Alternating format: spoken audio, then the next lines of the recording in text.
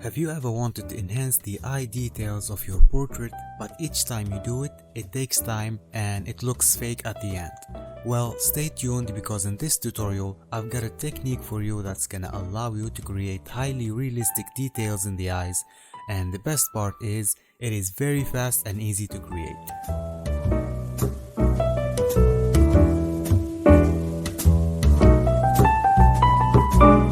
Hey guys, and welcome to another Photoshop tutorial. My name is Rabia from retouchstudio.com, and in today's video I'm gonna show you how to use the flame filter to create highly realistic details in the eyes.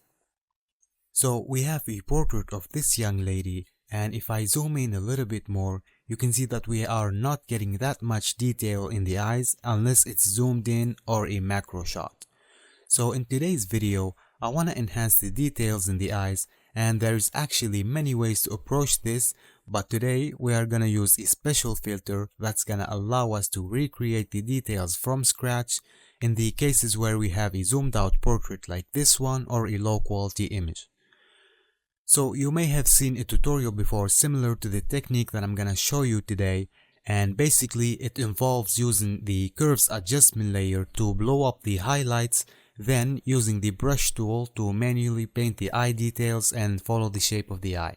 And let me demonstrate it to you before I show you my method. So you need to create a curves adjustment layer by clicking on the adjustment layer icon and then choosing curves. And you want to increase the brightness all the way up to bring back the details of the eye. It doesn't matter if the highlights are blown out right now because we are focusing only on the eyes. Then what you need to do is invert the layer mask of the curves adjustment layer by clicking on Ctrl or Command I. That's gonna hide the layer altogether, and now we can use the brush tool, choose a soft brush and a very small size, and basically you need to start drawing thin lines and follow the shape of the eye to create the details that you are looking for. And honestly, unless you are really good with the mouse or you have a graphics tablet, you're not gonna get great results with this method. Obviously, I'm not doing a great job here because I'm going fast, but let me show you another technique that's gonna save you a lot of time and gets you great results at the same time. Alright, so let's delete this curves adjustment layer first, and I'm going to be using the flame filter, and because this filter can only be applied on an active path, I'm going to take the ellipse tool, and up here in the toolbar you want to make sure path is selected. And then I'm going to draw a path around the iris. You can hold shift to get a perfect circle and also space to move it around.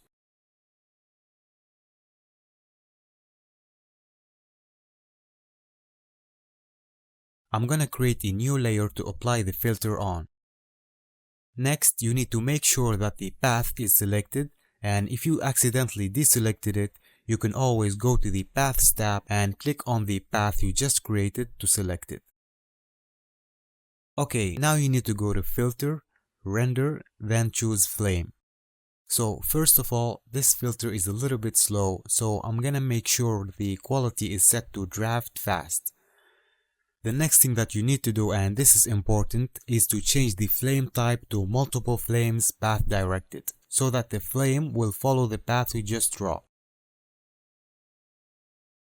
Now what I'm going to do is change the preset to default, and that will give us a good start, and now we are ready to start modifying the setting. So starting with the length, I'm gonna keep the value small so I can see the individual flames, and I'm going to keep the width at 70 for now. But I'm going to change the angle to match the shape of the eye. But first we need to change back the flame type to multiple flames path directed. And now when I change the angle, you will see that it is following the path and it's starting to look like an iris shape. But we still have more settings to tweak to get this to look realistic.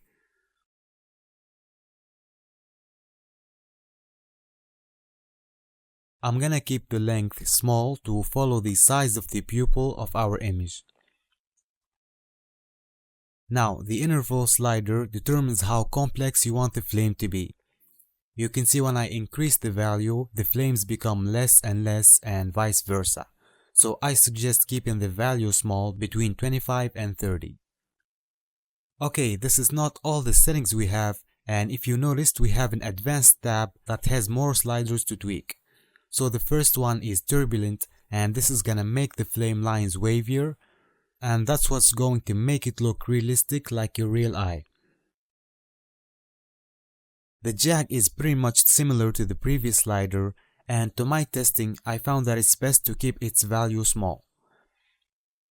Next one is opacity, and it's self-explanatory. Do you want the effect to be less or more visible? The flame lines. This one will also give you more detail when you increase the value, and by doing so it's starting to become very complex. So what we can do to compensate for that is go back to the basic tab and increase the interval to reduce the amount of the flames. Okay, the last one is for the bottom alignment of the flame with our path. And you want the value for this one to be very low.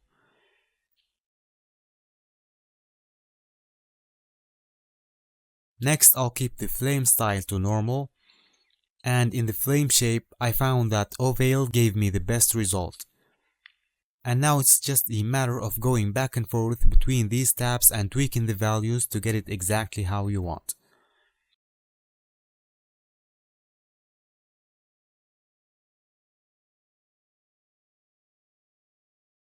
And if you're still not happy with the results, you can check the randomize shapes checkbox and also use the arrangement slider, and that's gonna give you a slightly different result each time.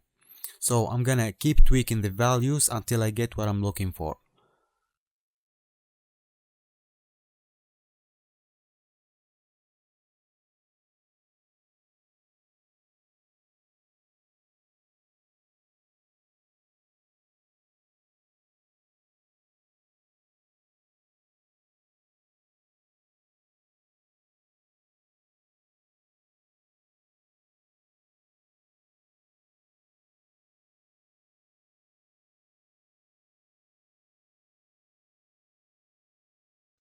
So once you are happy with the result, click OK, and that's gonna generate the flame on top of the path. And also make sure to do this on a new layer. And we no longer need this path, so you can go to the Paths tab and click away to deselect it. Alright, so you can use this layer as it is and try experimenting with different blending modes and changing its color, but I'm actually going to use the Curves Adjustment Layer method, and this layer will serve as a base and a mask for our adjustment layer. Let me show you what I'm talking about. So what I want to do is load this layer as a selection, and we can do that by holding Ctrl or Command and clicking on the layer thumbnail. Now what I'm going to do is create a Curves Adjustment layer, and what's gonna happen is that the selection will be automatically applied to the layer mask. And if you hold Alt or Option, you will see how the layer mask looks like, and any adjustment that we make will be visible in this area. Okay, I'm gonna Alt click again to go back, and now when I increase the brightness in the Curves Adjustment layer, it will create some interesting and very realistic details, as you can see. If you feel like this is so much detail, what you can do is use levels to add more contrast. First, make sure the layer mask is selected, then click on Ctrl or Command L to bring the levels dialog box, and then use the slider to add contrast and reduce the detail. Let me cancel that and show you what it's doing to the mask instead. So basically what I'm doing here is making the darks darker and the lights lighter, and therefore the mid-gray details in between will disappear. Okay, so I'm actually not going to use this adjustment layer. I tested this before and I liked the previously generated flame and I saved it as a selection. So I will go to Select, Load Selection, then choose Eye Details and click OK. I need to delete these first, and then I'm going to create a Curves Adjustment layer again. You can see that this generated flame looks more realistic than the previous one.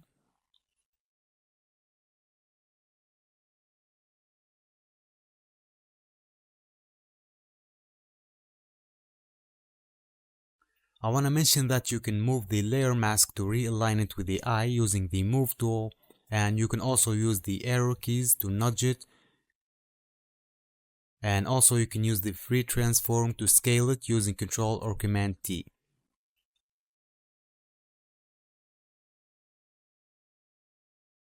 Okay, so we do not need this to be visible everywhere. As you can see, it's showing on top of the eyelashes, and I don't want to ruin this layer mask. Instead, I'm gonna put it inside the group using Control or Command G and then create a mask to the group. This way I work non-destructively. First, I want to soften the edges, so I'll go to the Paths tab and load the path as a selection. And then I'm going to create a layer mask to the group, and also I need to push the mask inside a little bit. So click on Control or Command T for free transform and scale it down a little bit. Make sure you unlink the layer by clicking on the link icon. And basically I'm resizing just the mask and not the actual layer, just to hide that edge. Now in the properties panel, we have the mask options, and I'm just gonna feather the edges, and if I show you the layer mask, you will see that if I increase the feather, it's gonna blur the edges, and that's gonna blend it better with the eye.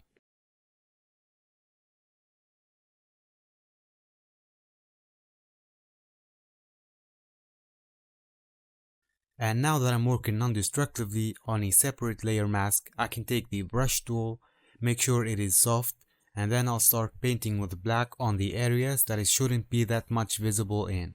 Like here where the eyelashes are. And also make sure you are painting with the low flow. This shadow area should be less visible than the bottom. I'm also going to paint here at the edges just to break up that perfect circle.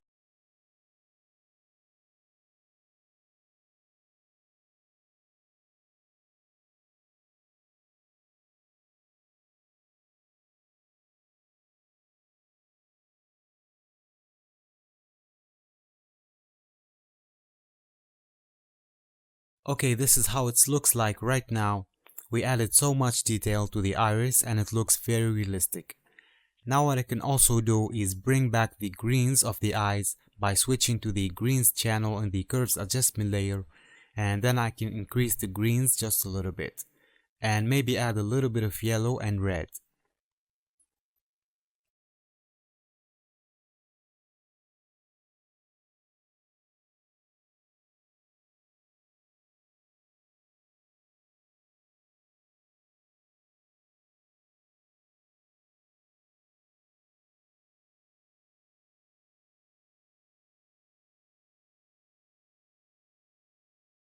Okay, that's pretty much for this technique. I always like to add some shine to the eyes at the end and add some sharpening.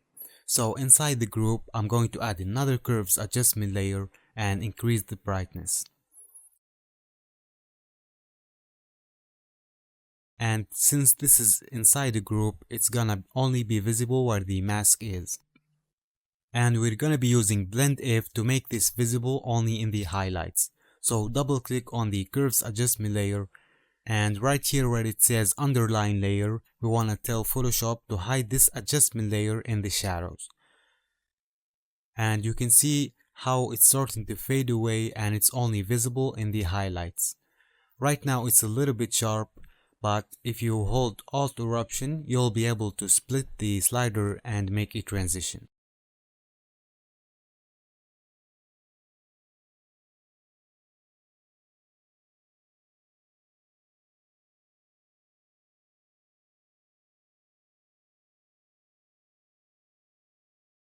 Okay, that's probably a little bit too much, so I'm gonna bring down the highlights. And you can always go back to this adjustment layer and decrease the effect and adjust it to your liking. And I'm going to keep this minimal because I'm gonna be adding more adjustment layers on top.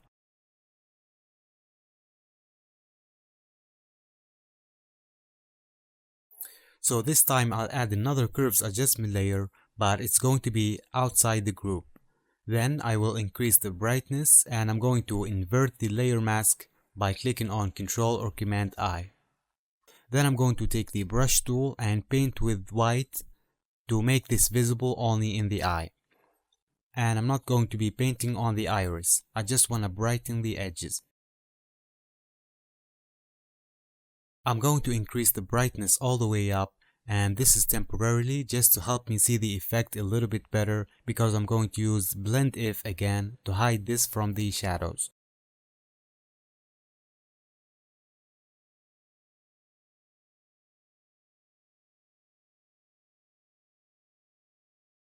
And now that I've done that, I can bring down the brightness now to my liking, and I'll keep it subtle.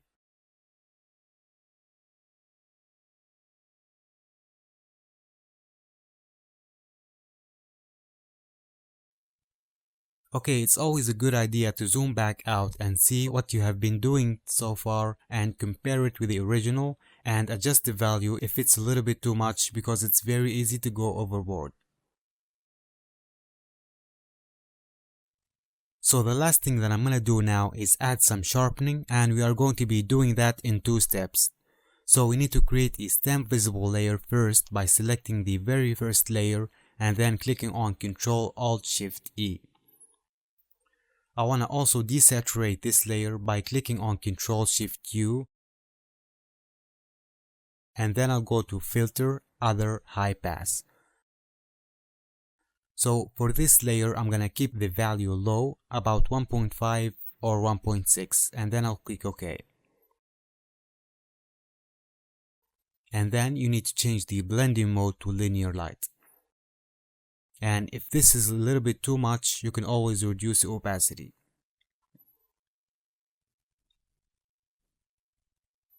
Next, I'll create a black layer mask by holding Alt or Option and clicking on the mask button. That's gonna hide the effect, and then we're gonna show it only in the eye by painting with white with the brush tool.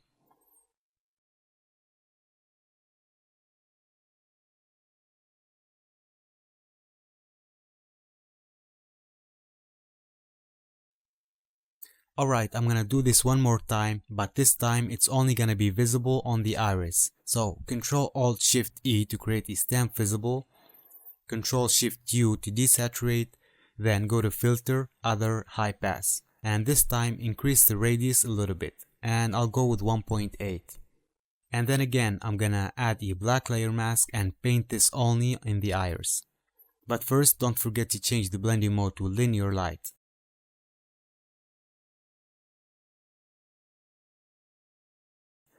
And I think this is a little bit too much, so I'm going to bring down the opacity.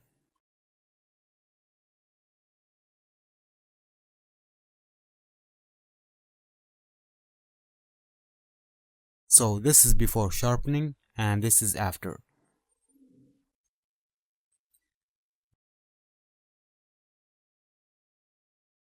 Lastly, I will group these last layers I added, and as you can see, they enhanced the eye quite a bit, and the image still look realistic.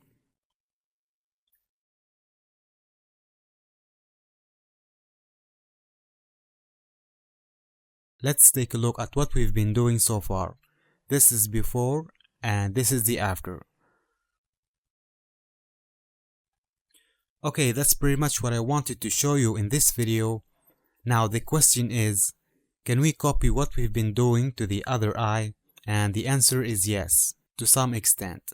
We still need to repaint the layer masks, but let me show you how it's done.